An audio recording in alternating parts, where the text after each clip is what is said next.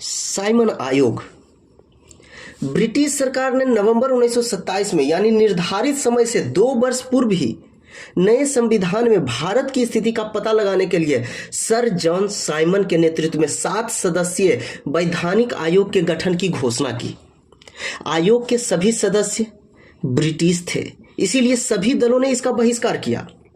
आयोग ने 1930 में अपनी रिपोर्ट पेश की तथा द्वैत शासन प्रणाली, राज्यों में सरकारों का विस्तार, ब्रिटिश भारत के संघ की स्थापना एवं सांप्रदायिक निर्वाचन व्यवस्था को जारी रखने आदि की सिफारिशें की। आयोग के प्रस्तावों पर विचार करने के लिए ब्रिटिश भारत और भारतीय रियासतों के प्रतिनिधियों के साथ 3 गोलमेज सम्मेलन किए। इन सम्मेलनों में हुई चर्चा के आधार पर संवैधानिक सुधारों पर एक श्वेत पत्र तैयार किया गया, जिसे विचार के लिए ब्रिटिश संसद की संयुक्त प्रवर समिति के समक्ष रखा गया। इस समिति की सिफारिशों को कुछ संशोधनों के साथ भारत परिषद अधिनियम 1935 में शामिल कर दिया गया। सांप्रदायिक अवार्ड। ब्रिटिश प्रधानमंत्री रैमजे मैकडोनाल्ड ने अगस्त 1930 में अल्पसंख्यकों के प्रतिनिधित्व पर एक योजना की घोषणा की। इसे कम्युनल अवार्ड या सांप्रदायिक अवार्ड के नाम से जाना गया। अवार्ड ने न सिर्फ मुस्लिमों, सिख, ईसाई, यूरोपियनों और आंग्ल भारतीयों के लिए अलग निर्वाचन व्यवस्था का विस्तार किया, बल्कि इसे दलितों के लिए भी विस्तार कर दिया गया। दलितों के लिए अलग निर्वाचन व्यवस्था से गांधी बहुत व्यथित हुए और उन्होंने अवार्ड में संशोधन के लिए पूना की यरवदा जेल में अनशन प्रारंभ कर दिया। अंततः कांग्रेस नेताओं और दलित नेताओं के बीच एक समझौता हुआ, जिसे पूना समझौते के नाम से जाना गया। इसमें संयुक्त हिंदू निर्वाचन व्यवस्था को बनाए रखा गया और दलितों के लिए स्थान भी आरक्षित कर दिए गए। अब देखते हैं भारत शासन अधिनियम 1935। यह अधिनियम भारत में पूर्ण उत्तरदायी सरकार के गठन में एक मील का पत्थर साबित हुआ। यह एक लंबा और विस्तृत दस्तावेज था, जिसमें 321 धाराएं, 10 अनुसूचियां थीं। इस अधिनियम की विशेषताएं इस प्रकार थी। इसने अखिल भारतीय संघ की स्थापना की, जिसमें राज्य और रियासतों को एक इकाई की तरह माना गया।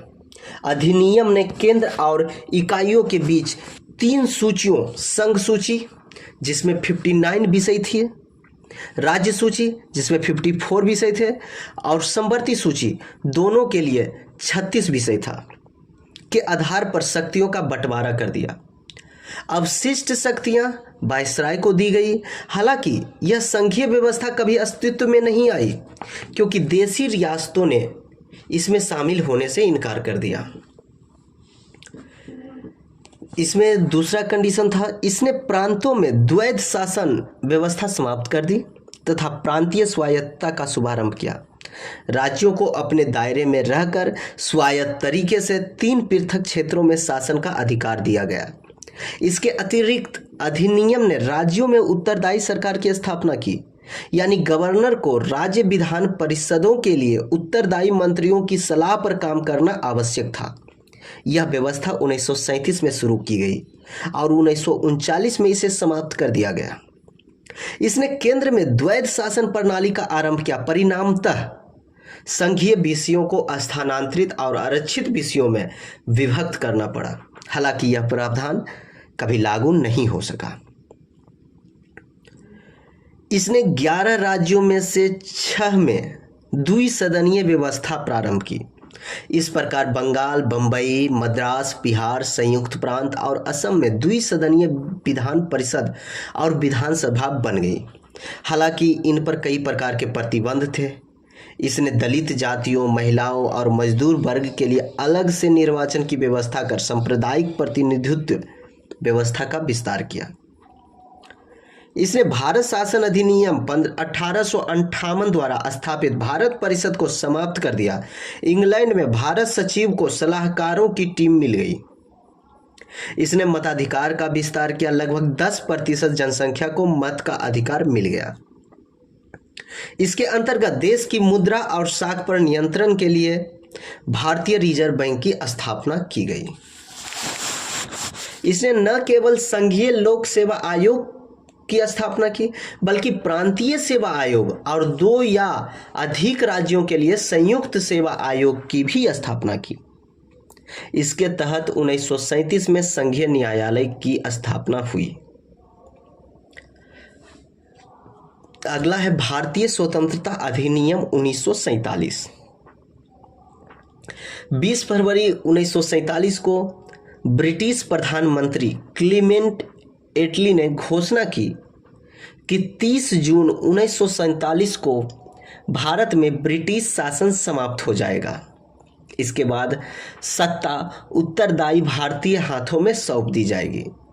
इस घोषणा पर मुस्लिम लीग ने आंदोलन किया और भारत के विभाजन की बात कही। 3 जून 1947 को ब्रिटिश सरकार ने फिर स्पष्ट किया कि 1946 में गठित संविधान सभा द्वारा बनाया गया संविधान उन क्षेत्रों पर लागू नहीं होगा जो इसे स्वीकार नहीं करेंगे। उसी दिन 3 जून 1947 को वायसराय लॉर्ड माउंटबेटन ने विभाजन की योजना पेश की, जिसे माउंटबेटन योजना कहा गया।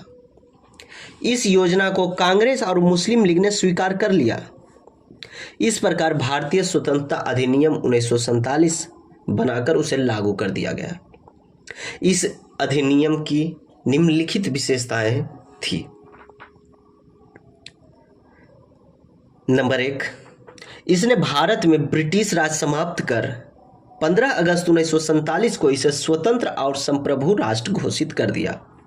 नंबर 2, इसने भारत का विभाजन कर 2 स्वतंत्र डोमिनियन संप्रभु राष्ट्र भारत और पाकिस्तान का सृजन किया, जिन्हें ब्रिटिश राष्ट्रमंडल से अलग होने की स्वतंत्रता थी। नंबर 3, इसने वायसराय का पद समाप्त कर दिया और उसके स्थान पर दोनों डोमिनियन राज्यों में गवर्नर जनरल के पद का सृजन किया, जिसकी नियुक्ति नए राष्ट्र की कैबिनेट की सिफारिश पर ब्रिटेन के ताज को करनी थी। इन पर ब्रिटेन की सरकार को कोई नियंत्रण नहीं होना था। इसने दोनों डोमिनियन राज्यों में संविधान सभाओं को अपने देशों का संविधान बनाने और उसके लिए किसी भी तरह के संविधान को अपनाने की शक्ति दी।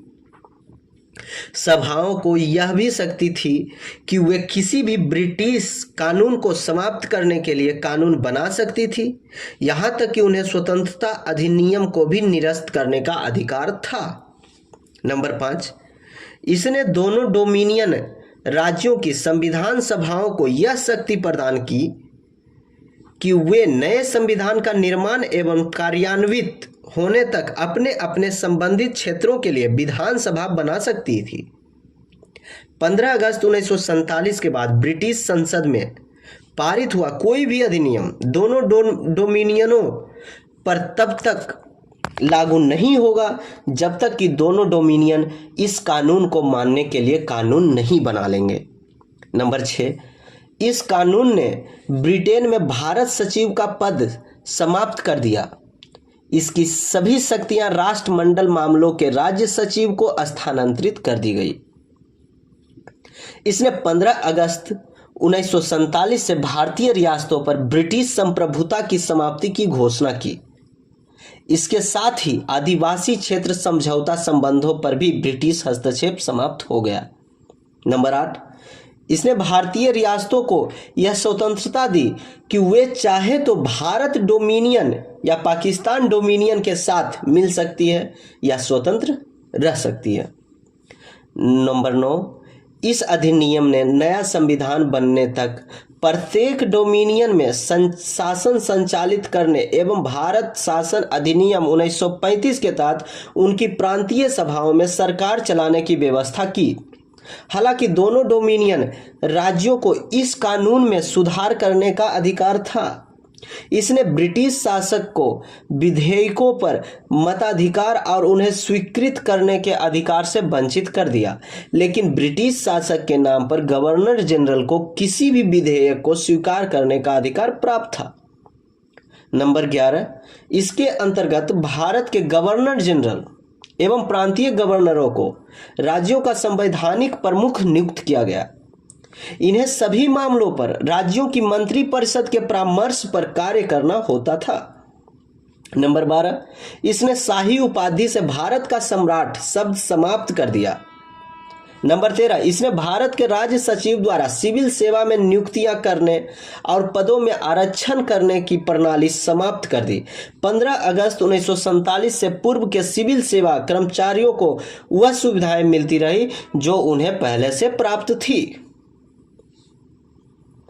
14-15 अगस्त 1947 की मध्य रात्रि को भारत में ब्रिटिश शासन का अंत हो गया और समस्त शक्तियां दो नए स्वतंत्र डोमिनियनों भारत और पाकिस्तान को स्थानांतरित कर दी गई। लॉर्ड माउंटबेटन नए डोमिनियन भारत के प्रथम गवर्नर जनरल बने। उन्होंने जवाहरलाल नेहरू को भारत के पहले प्रधानमंत्री के रूप में शपथ दिलाई। 1946 में बनी संविधान सभा को स्वतंत्र भारतीय डोमिनियन की संसद के रूप में स्वीकार कर लिया गया।